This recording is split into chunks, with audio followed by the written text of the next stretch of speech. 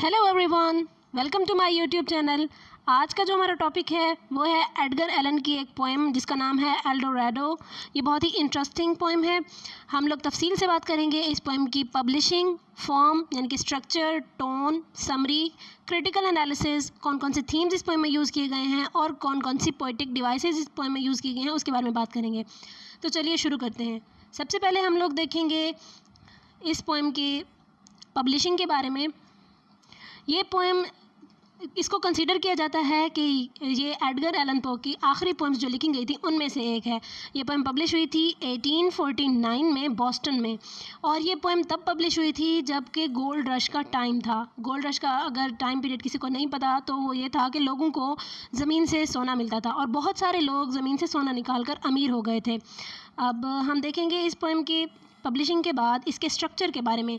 इस पोएम में 4 स्टैंजाज हैं और 6 लाइनों पर मुश्तमिल है, यानी कि 4 स्टैंजाज। और किस मतलब कि जो लाइंस होगी उन्हें क्या कहेंगे, सेक्सटेट्स। और इनमें जो राइमिंग स्कीम यूज़ की गई है वो कंसिस्टेंट है, मतलब कि हर पैराग्राफ में एक ही राइमिंग स्कीम यूज़ की गई है और वो है ए A B C C B. अब आप देख रहे होंगे कि जो 3rd लाइन है वो अब राइम कर रही है 6th लाइन के साथ। और ऐसा क्यों हो रहा है? ताकि इस पोएम की जो क्वालिटी है, म्यूज़िकल क्वालिटी, वो बरकरार रहे और इसका रिदम इन्हांस हो सके। अब जो 3rd लाइन और 6th लाइन है जो राइम कर रही हैं वो एक रिफ्रेन है, यानी कि 3rd लाइन की जो आखिरी उसका जो वर्ड है, राइमिंग वर्ड है जो राइम कर रहा है वो है शैडो, और 6th लाइन का है एल डोरैडो।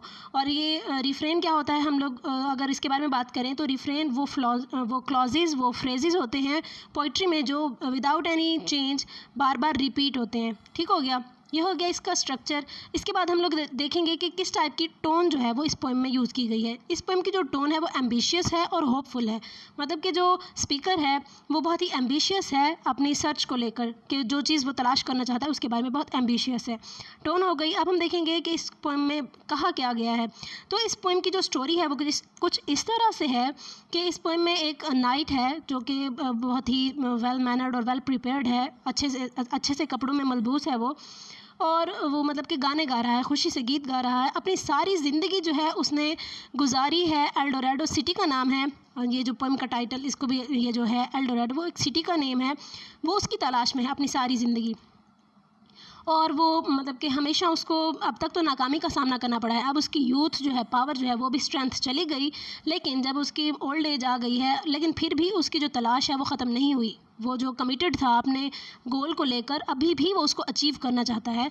तो वो अब आखिरकार जब उसकी स्ट्रेंथ उससे ले ली गई है, मतलब कि अब उसकी जवानी ख़त्म हो गई है और वो बुढ़ापे में आ गया है, तो वो पिलग्रिम एक शैडो उससे बात करता है। वो पूछता है उससे कि ये जो एल डोरैडो सिटी है वो कहाँ है। फिर वो उसको बताता है कि जो पहाड़ों के, यानी कि पहाड़ों के, जो चाँद की पहाड़ियों के तुम अगर पार जाओ तो वहाँ जो नीचे तुम्हें उसके साए में, उन पहाड़ियों के साए में जो तुम्हें शहर मिलेगा, वो जो शहर है वो एल डोरैडो का सिटी है। अच्छा, यहाँ पे जो एल डोरैडो सिटी का नाम बयान किया गया है, ये वही शहर है मतलब कि जिसमें स्ट्रेंथ है, जो सिटी की तलाश है। इस पूरी पोएम में उस स्टोरी को बयान किया गया है। ये हो गई इसकी समरी। अगर हम इसको क्रिटिकली इवैल्यूएट करें तो सबसे पहले तो है इसका जी टाइटल, कि उसकी जस्टिफिकेशन दी गई है यहाँ पे। ये हम पहले बात कर चुके हैं कि एल डोरैडो जो है वो एक सिटी है जहाँ से लोग जो हैं उन्हें ख़जाना मिला है। और ये जो वर्ड है एल डोरैडो, ये लिया गया है स्पेनिश वर्ड गोल्डन से, ये वहाँ से डिराइव किया गया है, और ये वेल्थ को रिप्रेजेंट करता है, वेल्थ भी बहुत ज़्यादा। और अगर हिस्टोरिकली देखा जाए तो ये एक मिस्टिकल सिटी है, यानी कि बहुत सारे लोग जो हैं वो इसकी तलाश में निकले थे। और ये सिटी जो र्यूमर्स हैं, यानी जो लोगों का तसव्वुर है वो यही मतलब यकीन रखते हैं इस बात पे कि ये साउथ अमेरिका में है कहीं पे ही, और बहुत सारे लोग इसकी तलाश में निकले थे ताकि वो भी अब ज़्यादा से ज़्यादा दौलत हासिल कर सकें। लेकिन जो इस बारे में, इस सिटी के सर्च के बारे में नोटेबल बात है वो ये है कि 2 लोग थे, गोंजालो और ओरिलाना। ये लोग भी गए थे दूसरे लोगों की तरह एल डोरैडो की तलाश में, लेकिन उनका जो ये सफ़र था ये बीमारी और फाकों पे, कहत पे ही ख़त्म हो गया था। बाकी सारे लोग तो मतलब कि नहीं बच सके थे, लेकिन तब जो है अमेज़ॉन रिवर जो है वो डिस्कवर हो गया था। और बिल्कुल इसी तरह दूसरे लोग, यानी कि दूसरे लोगों की तरह एडगर एलन पो जो है वो भी अपनी ज़िंदगी में उनकी इसी की तलाश में हैं, ताकि वो भी इस सिटी को देख सकें, वहाँ पे जाके वो भी अचीव कर सकें कुछ। उनकी ज़िंदगी का जो मकसद है वो ही यही है कि एल डोराडो सिटी को वो जो है देख लें, पा लें उसे, और वो भी अपनी ख्वाहिशात को पूरा कर सकें। अगर हम देखें इसको क्रिटिकली, तो जो इसका फर्स्ट स्टैंजा है उसमें जो गैलेंट नाइट है, मतलब गैलेंट कहते हैं प्रॉपरली ड्रेस्ड जो होता है, वो जो नाइट है उसने अपनी ज़िंदगी जो है वो अब आजकल की जो यूथ होगी उस टाइम की जो यानी 1849 का ये पीरियड है, यानी कि जो ऑप्टिमिस्टिक यूथ थी। अब गोल्ड रश का जो टाइम है, बहुत सारे लोग अमीर हो रहे हैं, जो यूथ थी उस टाइम की, तो उन लोगों को लगता था, वो मायूस हो गए थे, उन लोगों को लगता था कि बस लक से ही सब कुछ चल रहा है, वो लोग मतलब कि कोशिश नहीं कर रहे थे। तो स्पीकर जो है वो अपनी स्टोरी बयान कर रहा है कि उसने भी सारी ज़िंदगी तलाश में ही गुजारी है, वो भी इसको सिटी को ही तलाश करता रहा है, उसने अपना तमाम तर तवानाई सर्फ कर दी है इस काम के लिए, लेकिन आखिरकार उसे भी मायूसी का सामना करना पड़ा, उसे शिकस्त ही मिली है, उसने अपने मकसद में कामयाबी हासिल नहीं की। तो वो कहता है कि हमें कमिटमेंट नहीं छोड़नी चाहिए, मेहनत नहीं छोड़नी चाहिए, तलाश नहीं छोड़नी चाहिए। अब जो है ये इसका मैसेज एक अच्छा हो गया। और दूसरा जो है इसके जो सेकंड स्टैंजा है, ठीक हो गया, इसमें बताया गया है कि हमारी जो लाइफ की अचीवमेंट्स हैं, हाँ ये नहीं है कि ज़रूरी नहीं है कि हमें सब कुछ हमारी ज़िंदगी में मिल जाए। अब जो नाइट रहा है, जिसकी जो कि हमारी पोएम का स्पीकर है, तो वो भी अपनी ज़िंदगी को जो उसका गोल था एल डोराडो सिटी को फ़तह कर लेना, या फिर वहाँ उसकी तलाश जो है वो पूरी नहीं हुई कि वो जान पाए कि वो कहाँ है, तो उसका भी गोल अचीव नहीं हुआ। तो वो कहता है कि वो एडवाइस दे रहा है लोगों को, उसके अपने रीडर्स को, कि हमें कभी भी अपना सफ़र जो है, तलाश जो है वो रद्द नहीं करनी चाहिए, उसे छोड़ना नहीं चाहिए।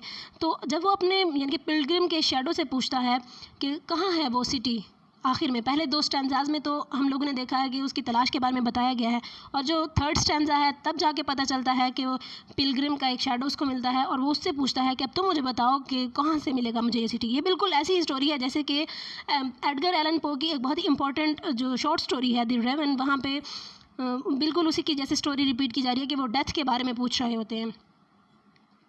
अब जो ये हो गया, उसके बाद है कि जो लास्ट स्टैंजा है उसमें लाइफ से डेथ के बारे में बताया गया है, यानी कि ये पूरी स्टोरी जो है अगर इसको हम देखें जो पोएम है, तो वो भी अब नाइट की स्ट्रेंथ यूथ से लेके उसके मरने तक की जो है सारी तलाश को बताया गया है। अब वो अपने आखिरी उसमें है, सफ़र में, अपने बुढ़ापे में आ गया है, तो अब उसने मरना ही है, क्योंकि अब शहर तो उसको नहीं मिल सकता जिस चीज़ की वो तलाश में है, यानी कि वो कंप्लीशन है उसकी सफ़र की, उसकी जर्नी की, एंड हो गया। यहाँ पे ह्यूमन लाइफ साइकिल के जो एंड वो बताया गया है।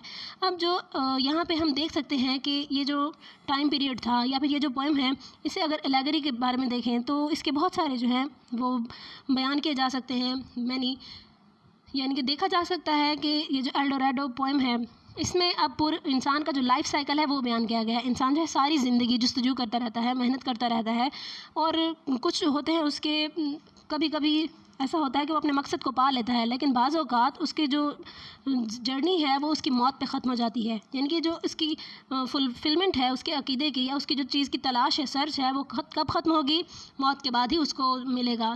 यानी कि सारी ज़िंदगी वो अब स्ट्रगल करता रहेगा और आखिरकार उसकी डेथ हो जाएगी, यानी कि जो एक लाइफ साइकिल है वो यहाँ पे आके कंप्लीट हो जाता है। अब जो यानी कि ये जो वर्ड्स बयान किए गए हैं यहाँ पे, एक तो शैडो का था और दूसरा एल डोराडो, ये जो है ये कंट्रास्टिंग है, ये कांस्टेंट उसकी सर्च के बारे में बताया गया है। कोई भी चीज़ जिसकी इंसान अगर कमिटमेंट कर ले कि उसने इसको तलाश करना ही है, तो वो अपनी सारी ज़िंदगी दाव पे लगा देता है। बिल्कुल इसी तरह जैसे नाइट ने अपनी पूरी ज़िंदगी जो है वो सिर्फ एक सिटी को डिस्कवर करने में ही अपनी सर्फ कर दी है और कुछ भी नहीं किया, और अभी भी वो पुरुमीद है, पुरयकीन है कि उसे उसका मकसद जो है वो मिल जाएगा, लेकिन ऐसा नहीं होता। हमें तो इस पोएम में कभी भी नहीं मिला, यानी कि जो उसका एक यकीन है कि वो अपने मकसद को पा लेगा, उसका होपफुल तो है वो और एम्बिशियस भी है, लेकिन उसका मकसद जो है वो उसे नहीं मिलता, उससे कामयाबी नहीं मिलती। और ये जो स्टोरी है ना, ये जो उसकी शॉर्ट स्टोरी थी miss found in a bottle, यानी कि जहाँ पे उसे पता चलता है कि उसकी death in hopes of achieving knowledge, वो कहते हैं कि मौत से खौफज़दा नहीं होना चाहिए। बिल्कुल ऐसे ही नाइट जो है वो भी ये कहता है कि अगर मुझे मौत आ भी गई ना, फिर भी मैं अपने सफ़र से पीछे नहीं हटूँगा, मैं अपने आखिरी सांस तक कोशिश जारी करता रहूँगा। नाइट की जो जर्नी रही है इस पोएम में, तो नाइट जो है वो ये कहता है कि अपनी तलाश जो है, जैसे यानी कि वो अपनी तलाश जो है कभी भी ख़त्म नहीं करेगा, अपनी आखिरी सांस तक वो अपने मकसद को पाने की कोशिश करता रहेगा और उसे यकीन है कि उसका जो ख्वाब है वो पूरा हो जाएगा। वो अपने तलाश को फ्रूटफुल लेगा, उसके आखिरी टाइम में भी उसको सब कुछ मिल जाएगा जो चीज़ वो हासिल करना चाहता है। अगर इसकी पोएम की अगर इवैल्यूएशन हम इस तरह से देखें कि स्टैंज़ा वाइज या इसकी लाइंस को हम देखें, तो इसकी जो पहली 2 लाइंस हैं वो भी कपलेट में है, यानी कि एक स्टैंज़ा में। हम लोग ने बात की है ना कि ये जो पोएम है इसमें 4 स्टैंज़ाज हैं, 6 लाइनों पर मुश्तमिल। पहला जो इसमें कपलेट है, कपलेट कहते हैं 2 लाइन पोइट्री जो होती है, ठीक है। इसमें पहला कपलेट जो है उसकी जो एंडिंग वर्ड है आखिरी वो है शैडो, और जो आखिरी है सेकंड ग्रुप है इसका, उसमें भी यानी कि जो कपलेट है उसका जो आखिरी वर्ड है एल्डोरेडो। मतलब कि यहाँ पे जैसे जो 3rd लाइन और 6th लाइन थी जो राइम कर रही थी, तो ये भी जो है फ्रेज़ ये इस तरह से बयान करता है, ये भी मतलब इसका एक सिंबॉलिक मीनिंग है कि इंसान जो है जिस चीज़ की तलाश में है, जो शैडो है, अब वो कोई हकीकत तो है नहीं ना, इसका मतलब है कि उसकी साइकी को भी वो बयान कर रहे हैं यहाँ पे कि वो शैडो से बात कर रहा है। पिलग्रिम का जो शैडो है, क्या पता वो हकीकत हो या ना हो, कौन इंसान है जो साय से बात कर सकता है। ये चीज़ जो है ये रियलिस्टिक नहीं है। ये यानी कि अगर वो अपनी सारी ज़िंदगी उसने सिर्फ तलाश ही की है, उसे फ़तह नहीं मिली, तो जो एल्डोरेडो है यानी कि उसकी जो इतनी कांटू भरी उसका जो सफ़र था, या फिर जितना मुश्किल सफ़र उसने जो लोगों की रिजेक्शन, बहुत से लोग थे ना जो इस सफ़र पर निकले थे, उनकी नाकामी के बावजूद, यानी कि अंधेरों के बावजूद जो उसका मंजिल थी, डेस्टिनी थी उसकी, कौन सी, ये क्या है एल्डोरेडो, यही उसकी डेस्टिनी थी ना।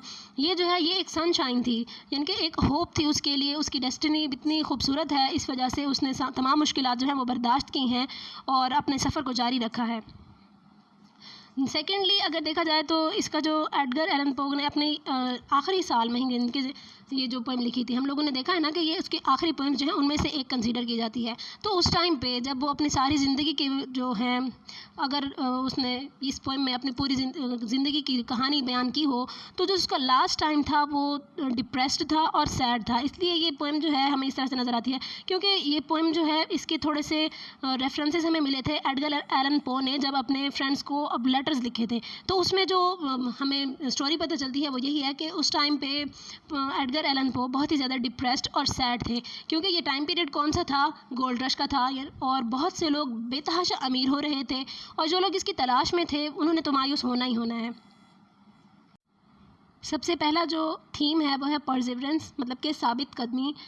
अगर कोई इंसान, जैसे कि इस पोएम में नाइट है, वो अपनी सारी ज़िंदगी, अपनी सारी स्ट्रगल उसकी जो है, उसकी पूरी ज़िंदगी तलाश में गुजरी है और उसने अपनी तमाम तर तवानाइयाँ जो हैं अपने मकसद को हासिल करने के लिए लगा दी हैं। अब वो ओल्ड एज में आ गया है, लेकिन फिर भी उसकी जो डिटर्मिनेशन है एल्डोरेडो सिटी को फ़तह करने की, तो वो ख़त्म नहीं हुई। यानी कि वो उसे डिस्कवर करना चाहता है, उस सिटी में पहुंचना चाहता है और वहाँ पे देखना चाहता है कि क्या हो रहा है।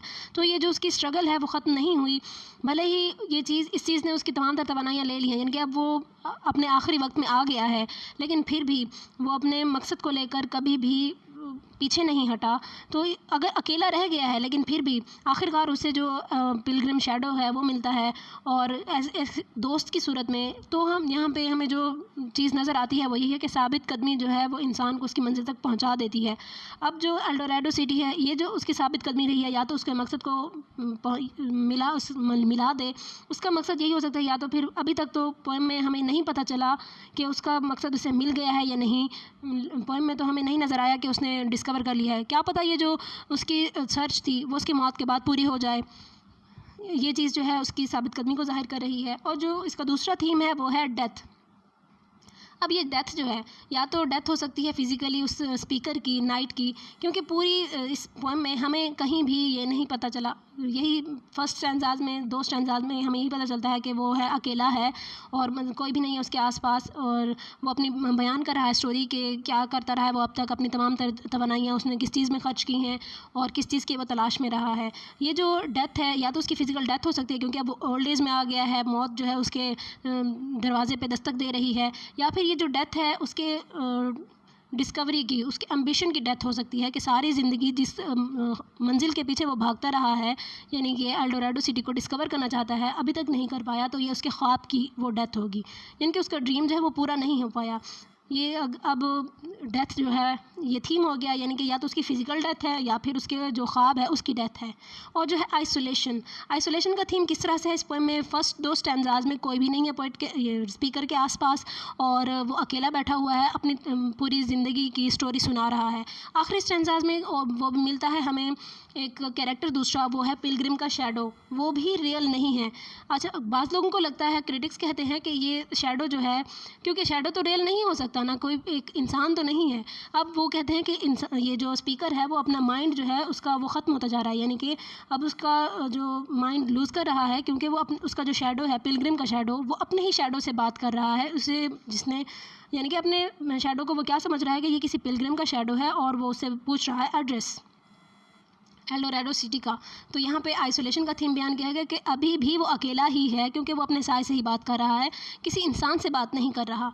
अब जो है डिफ़ीट, ये डिफ़ीट जो है उसकी नाइट की डिफ़ीट है कि पूरी ज़िंदगी उसने तलाश में गुजारी है, लेकिन फिर भी उसके हाथ में कुछ नहीं आया, उसे अपनी मंजिल नहीं मिली, इसलिए उसे शिकस्त मिली है ये। तो ये हो गया इसकी डिफ़ीट। अब जो इसमें पोएटिक डिवाइसेस यूज़ की गई हैं वो हम डिटेल से भी देखेंगे, लेकिन पहले देखते हैं कि कौन कौन सी पोएटिक डिवाइसेस यूज़ की गई हैं। वो है एजोनेंस, एलिट्रेशन, एंथ्रोपोमॉर्फिज्म, कॉन्सोनेंस और पर्सोनिफिकेशन। सबसे पहले हम लोग देखेंगे इस पोएम में एजोनेंस किस तरह यूज़ की गई है। एजोनेंस की अगर डेफिनेशन की बात करें तो ये है repetition of internal vowel sounds in words that do not and the same. And तो सेम नहीं होता, लेकिन इनकी जो दरमियान की वोवल साउंड्स होती हैं वो सेम होती हैं। इस पोएम में जो हमें एग्जांपल्स मिलती हैं वो है Eldorado, shadow, old, over, boldly and no. ये जो पोएम है इस तरह से एक तो रिपीटिशन हो रही है, दूसरा रिदम मेंटेन है, म्यूजिकलिटी आती है, और दूसरा रीडर्स की जो अटेंशन है ऑडियंस की वो भी बरकरार रहती है। एलिट्रेशन है नेक्स्ट पोएटिक डिवाइस इस पोएम में जो यूज़ की गई है। एलिट्रेशन की अगर डेफिनेशन के बारे में बात करें तो एलिट्रेशन होती है, ये जो पोएटिक डिवाइस है इसमें रिपीटिशन है टू और मोर नियर बाय वर्ड्स की इनिशियल कॉन्सोनेंट साउंड्स, यानी कि इनिशियल कॉन्सोनेंट साउंड्स की जो रिपीटिशन होती है उसे क्या कहते हैं, एलिट्रेशन। इस पोएम में जो यूज़ किया उसकी एग्जांपल मिलती है वो है singing a song in a search. ये हो गया, ये जो वर्ड्स हैं ये मिलकर एलिट्रेशन को प्रमोट कर रहे हैं। इसकी वजह से क्या होता है, एक तो जो हमारा स्पीकर है इस पोएम का, he does this to put emphasis on the fact that the knight is trying hard to find the wonderful city of El Dorado। एक तो उसकी जो सर्च है उसे ये प्रमोट कर रहा है, दूसरा जो स्पीकर जो पोइट का मकसद क्या है इस ये डिवाइस यूज़ करने का, कि उसकी अहमियत को वो एग्जैजरेट कर रहा है, उसे एम्फसाइज कर रहा है कि उसका आखिर मकसद क्या है, यानी कि उसकी लाइफ की जो जर्नी है वो क्या है। एलिट्रेशन के बाद है एंथ्रोपोमॉर्फिज्म। ये जो टेक्निक है ये बहुत से स्टूडेंट्स के लिए नई हो सकती है, यानी कि बहुत ही कम यूज़ की जाती है ये पोइट्री में।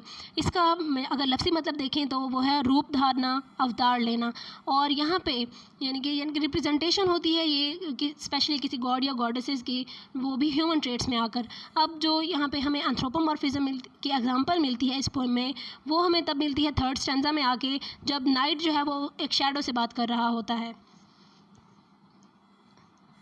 अब जब उसकी यानी कि और तो उसे कोई नहीं मिलता, जब वो शैडो से बात कर रहा होता है, इससे यानी कि एक हम सेंस क्रिएट होती है कि राइटर जो एक स्पीकर है हमारी पोएम का, यानी कि नाइट है जो वो उसकी जो मेंटल स्टेट है वो अब ठीक नहीं रही। अब नाइट जो है वो अपने ही शैडो से बातें करना शुरू हो गया है, क्योंकि उसे लगता है ये एक पिलग्रिम का शैडो है और उससे वो एड्रेस मांग रहा होता है, हालांकि वो अपने ही शैडो से बातें कर रहा होता है। और दूसरा है कॉन्सोनेंस। कॉन्सोनेंस कहते हैं repetition of the same consonant sounds in a line of a text. अब इसकी जो एग्जांपल हमें मिलती है वो है हर स्टैंजा की फर्स्ट, सेकंड, फोर्थ और फिफ्थ लाइन, यानी कि जिस तरह से हम लोगों ने राइमिंग स्कीम देखी थी तो वो उसमें यानी कि रिपीटिशन हो रही है कॉन्सोनेंट साउंड्स की। अब यहाँ पे इसकी जो मतलब कि इसकी अहमियत क्या है यहाँ पे यूज़ करने की, तो एडगर एलन पो ने ये इसलिए यूज़ किया है ताकि इसकी जो राइमिंग स्कीम है एक तो वो मेंटेन रहे, पूरे ही चारों स्टैंजाज में हम लोग ने देखी है कि वो कंसिस्टेंट रही है। दूसरा यानी कि एक तो उसका जो मैसेज है जो वो कन्वे करना चाहता है उसको भी एम्फसाइज़ किया गया है इसी वजह से। जो लास्ट है एक लिटरेरी डिवाइस वो है पर्सोनिफिकेशन। पर्सोनिफिकेशन हम लोग जानते हैं कि ह्यूमन ट्रेट्स को किसी भी नॉन ह्यूमन थिंग को दे देना, ठीक है, बेजान चीज़ को इंसान की क्वालिटीज़ दे देना, इसे क्या कहते हैं, पर्सोनिफिकेशन।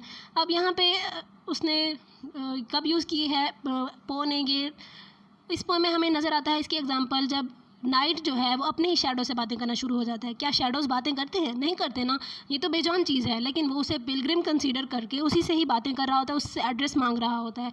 तो यहाँ पे हमें पता चलता है कि यहाँ पे उसने एक तो उसकी मेंटल स्टेट है वो ख़राब हो चुकी है, और दूसरा ये पर्सोनिफिकेशन यूज़ की गई है। यहाँ पे जो हमारा टॉपिक है वो एंड होता है। उम्मीद है आप लोगों को वीडियो समझ आ गई होगी। अगर कोई बात हो या कोई क्वेश्चन हो तो आप लोग कमेंट बॉक्स में पूछ सकते हैं। दूसरा, वीडियो को अगर पसंद आई हो तो इसे थम्स अप दीजिएगा। चैनल को अगर अभी तक सब्सक्राइब नहीं किया तो सब्सक्राइब कीजिएगा। बेल आइकन को प्रेस कीजिएगा, अपने फ्रेंड्स के साथ शेयर कीजिएगा।